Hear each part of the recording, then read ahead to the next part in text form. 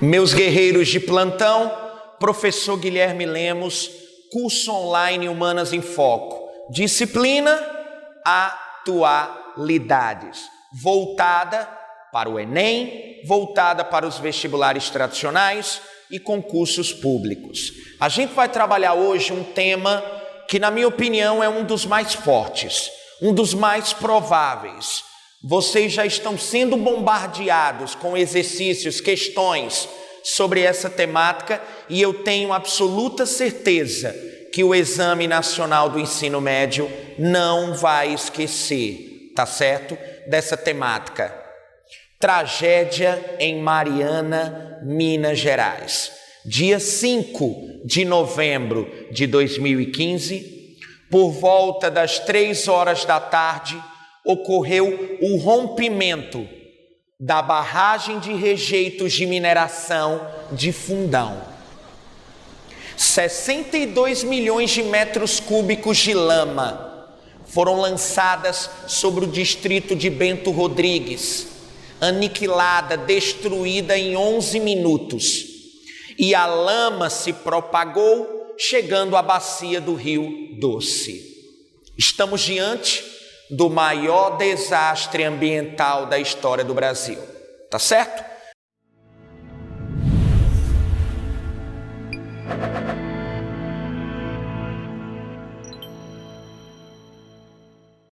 Antes de mais nada, Guilherme, eu gostaria, galera, de trabalhar com vocês um pouco do histórico de Mariana. É muito bom, tu tem que preparar o terreno, meu brother. Então vamos começar falando um pouco da história de Mariana.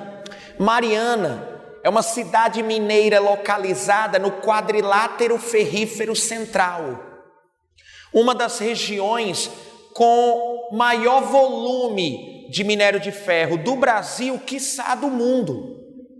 317 anos, ou seja, se você pegar a hierarquia urbana, eu tenho vila, cidade local, centro subregional, centro regional, metrópole regional, nacional e global. Eu chamo isso de hierarquia urbana.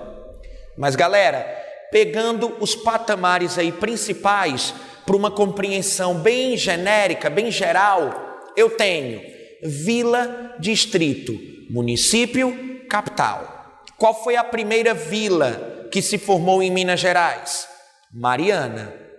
Primeira vila ao status de distrito, Mariana. Primeiro município, primeira cidade de Minas Gerais, Mariana.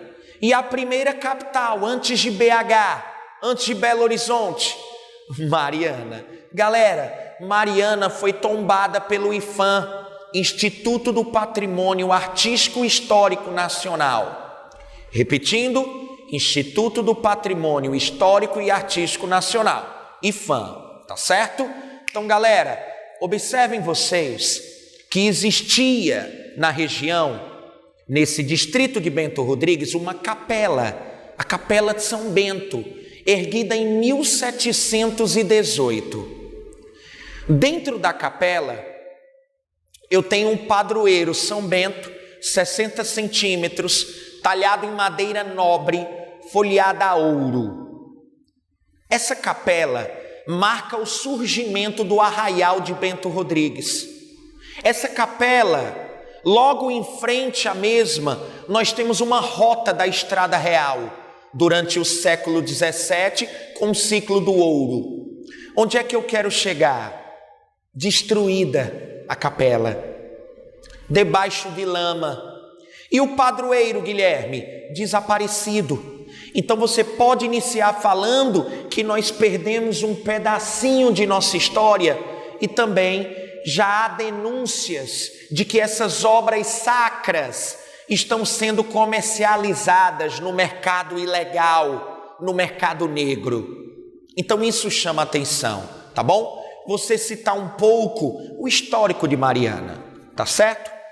Vocês sabem que pelo fato de possuir uma das maiores reservas de minério de ferro do mundo, essa região atrai o interesse de muitas empresas.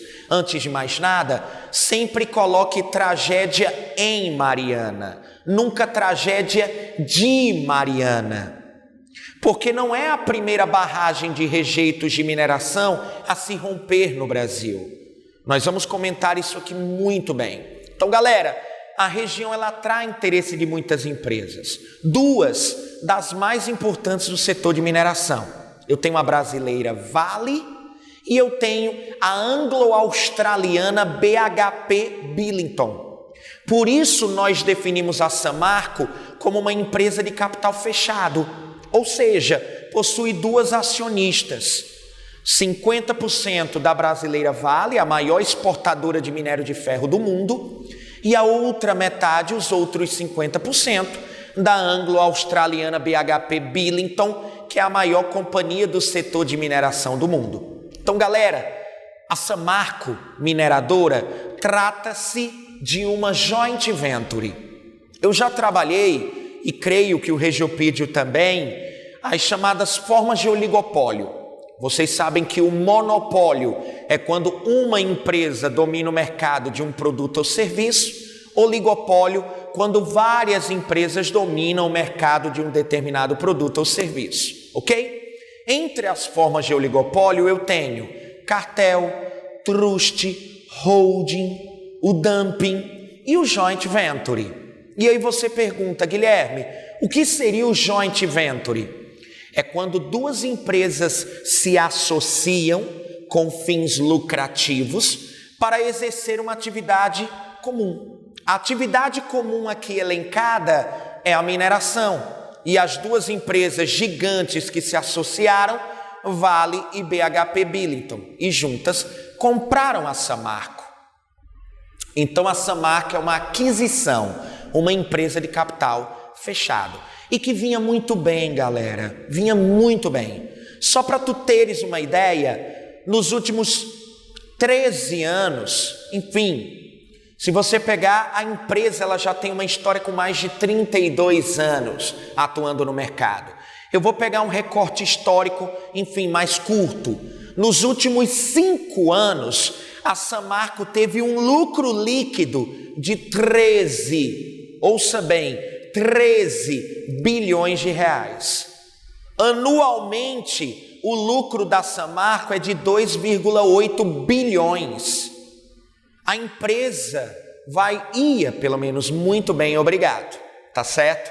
Então, galera, uma empresa que produzia em média 15 a 16 milhões de toneladas de minério de ferro, passou a produzir 21 milhões nos últimos anos. Mas, infelizmente, está aí como a grande responsável, mas não esqueçam, eu citei a Vale e a BHP Billiton para te mostrar que essa responsabilidade ela é tripartida.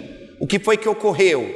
Vocês devem ter acompanhado que 7 diretores da Samarco foram indiciados. Isso me preocupa, eu quero que as pessoas sejam responsabilizadas, mas eu tenho medo de serem bodes expiatórios. Ou seja, quem da Vale e da BHP Billiton está sendo punida? Apenas diretores da Samarco? A responsabilidade não é tripartida?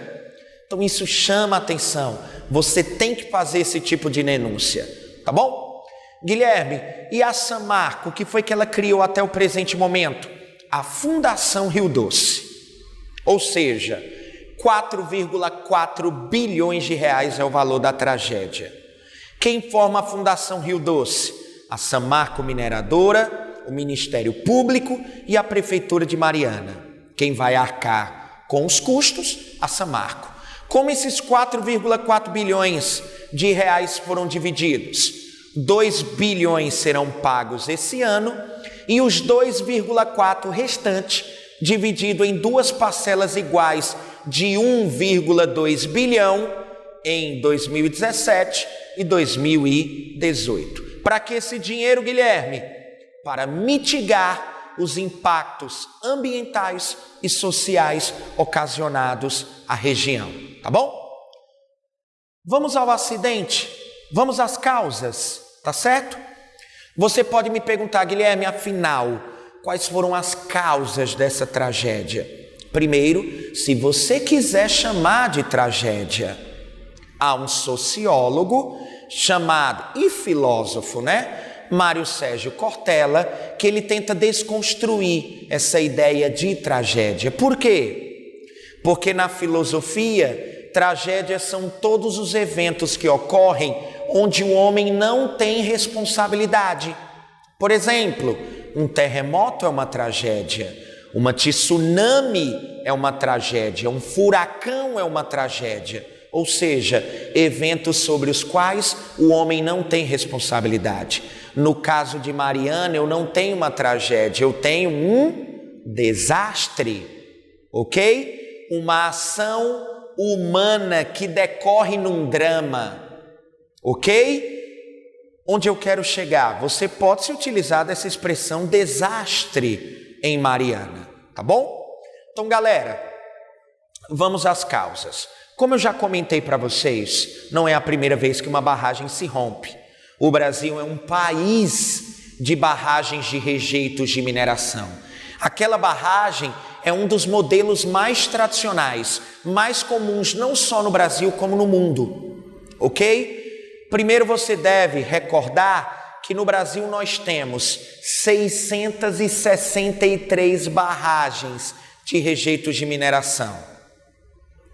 Não são só as ruas que são esburacadas, Nós temos milhares de buracos no Brasil onde estão colocando lama, rejeito, tá bom? Lembre-se, 663 barragens. Só de 2008 para cá, galera, desde 2008, 77 barragens romperam. 77 barragens romperam. Algumas, inclusive, com vítimas fatais, mas tiveram pouca repercussão. Explico. A mídia, o poder público, governos, ou seja, figuras políticas que, quando não são donas dessas mineradoras, recebem dinheiro para suas campanhas, abafaram os casos. No caso específico de Mariana, nós temos aí impactos sem precedentes na nossa história. Então, galera, lembre-se, 77 rompimentos. Barragens, Guilherme, é um sistema hidráulico. Primeiro, barragens de rejeitos de mineração são construídas em áreas elevadas de planalto, uma região de maciço, geralmente com o aproveitamento de um vale. Lembre-se que barragens de rejeitos de mineração, galera, não é aquela barragem de usina hidrelétrica, aquela barragem de açude, em que você tem a água aprisionada, um paredão de concreto com comportas. É literalmente uma bacia de lama, um buraco de lama, tá bom? Então, construída numa área de maciço, aproveitando um vale, eu construo um lago artificial, um lago de lama.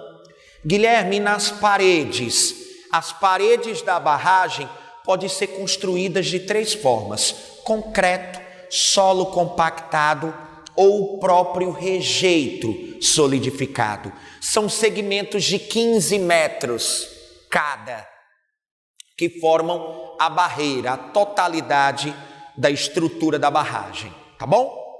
Como é que as coisas funcionam? A lama, o rejeito de mineração.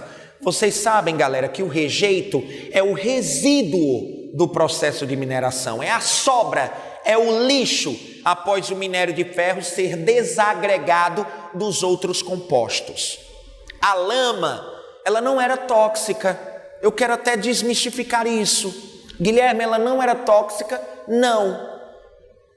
Ou seja, mas Guilherme, na época me disseram que era. Bom, pessoal, essa lama continha água, terra, argila, minério de ferro e rochas, tá bom? Aí você pergunta, mas Guilherme, tinha metais pesados, chumbo, arsênio, mercúrio. Galera, esses metais pesados já estavam no leito do rio, brother. Esse Rio Doce não era docinho não, ele já recebia poluição, ele já recebia esgoto a céu aberto. Os metais pesados estavam aonde?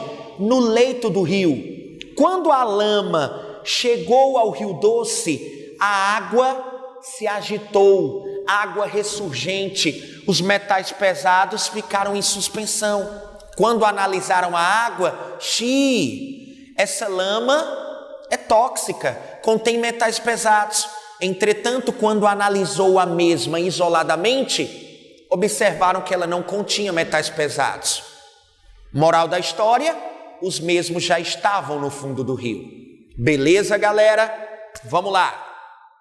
Guilherme, tu já falaste como a barragem é construída. Lembrando, a lama, ela é jogada na bacia, na barragem, e ela, pela ação da gravidade, vai até o lago. A areia, os sedimentos, vão para o fundo da barragem e a água fica em cima, possibilitando assim a captura, o reaproveitamento da água no processo de mineração. Ou seja, um sistema hidráulico. 80% a 90% da água daquela barragem é reaproveitada. É tanto, galera, que na região de Mariana, a Samarco tem 7 barragens. Perto do distrito de Bento Rodrigues, existem 3. O mais interessante, galera, é como a Samarco chama esse complexo formado pelas 3 barragens. Complexo da alegria. Caramba, humor negro, hein, brother? Você morar em Bento Rodrigues. Lembre-se, Mariana continua. O município de Mariana continua, teve carnaval agora, bloco de rua saindo. Infelizmente, o número de turistas, devido, todo o estigma que a tragédia traz aí embutido, a população, enfim, muitos turistas não procuraram Mariana aí no mapa do carnaval.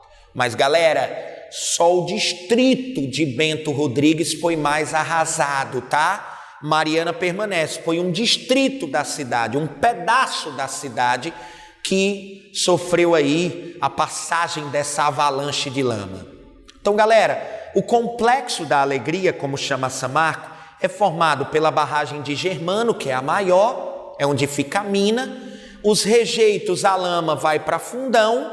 O Israel vai te mostrar a imagem. Aqui, parceiro, a gente pode pecar pelo excesso, pela falta jamais. Você vai olhar na imagem a barragem de Germano, a barragem de Fundão e a barragem de Santarém, que era mais líquida. Era uma barragem que recebia justamente a água captada de Fundão. É tanto, galera, que a própria Unifor, a Universidade de Fortaleza, uma universidade aqui do Nordeste, muito boa, ela colocou uma questão no enunciado, o rompimento de 2 barragens. Bom, de fato, na época, acreditou-se que 2 barragens se romperam. A barragem de Fundão e a barragem de Santarém. Mas, na realidade, o que foi que houve? A lama, os 62 milhões de metros cúbicos, o que equivale, de acordo com a super interessante, a 25 mil piscinas olímpicas, passou por cima da barragem de Santarém, deixando a mesma, enfim, escondida pela lama. Quando escavou-se, percebeu que as estruturas da barragem ainda estavam, em sua maior parte, mantidas. Então, galera, foi a barragem de Fundão que se rompeu, tá certo? Então, o complexo da alegria, barragem de Germano, barragem de Fundão, barragem de Santarém.